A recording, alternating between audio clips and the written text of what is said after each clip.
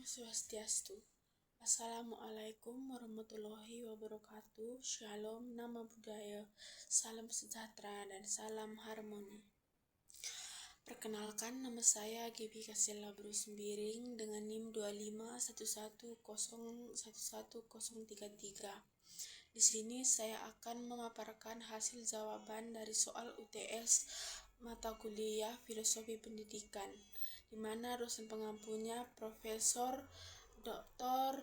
Nyoman Dantes, MPD, dan Bapak Wayan Eka Paramata, SPD, MPD.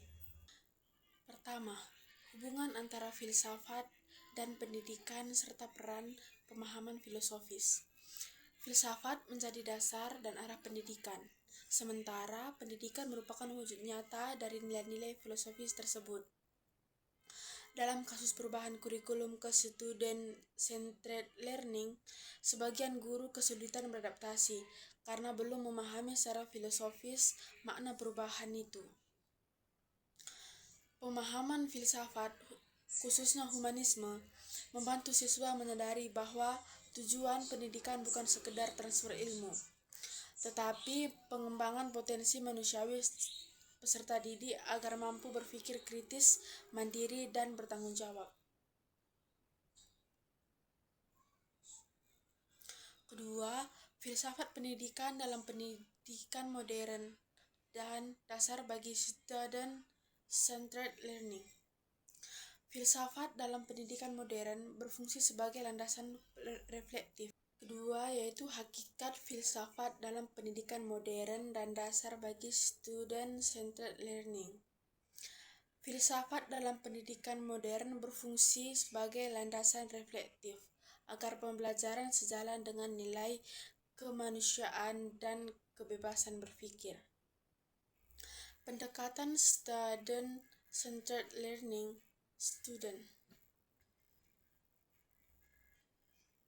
Pendekatan student-centered learning berakar pada progresivisme John Dewey yang menekankan pembelajaran melalui pengalaman.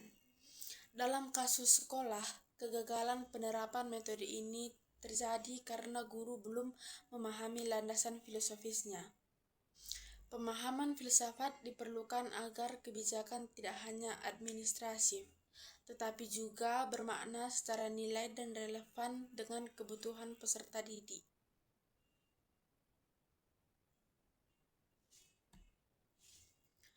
Yang ketiga yaitu pengetahuan dan ilmu pengetahuan sebagai fondasi pembelajaran. Ilmu pengetahuan menjadi dasar pengembangan metode pembelajaran yang adaptif terhadap perkembangan zaman. Dalam kasus sekolah, pendekatan project-based learning menuntut siswa berpikir kritis dan kolaboratif. Dengan memahami konstruktivisme, guru dapat menekankan bahwa pengetahuan dibangun melalui pengalaman, bukan sekedar hafalan.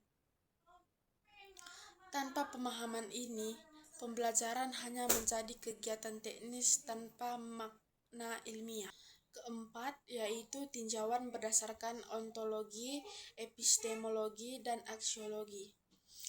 Secara ontologis, siswa harus dipandang sebagai subjek aktif, bukan objek pasif. Epistemologis, pengetahuan tidak hanya berasal dari guru, tetapi juga dari pengalaman belajar siswa. Aksiologis, pendidikan harus menanamkan nilai tanggung jawab dan disiplin agar kebebasan tidak terjadi tanpa arah. Ketiga layanan ini membantu guru menyeimbangkan antara pendekatan klasik yang menekankan kedisiplinan dan pendekatan modern yang menekankan kreativitas. Yang kelima, perbandingan kritis antara pendidikan klasik dan modern. Pendidikan klasik menekankan disiplin dan penguasaan dasar, sedangkan pendidikan modern menekankan kebebasan dan kreativitas. Dalam kasus sekolah, keduanya perlu diintegrasikan agar terciptanya pembelajaran yang seimbang. Disiplin membangun karakter, sementara kebebasan menumbuhkan inovasi.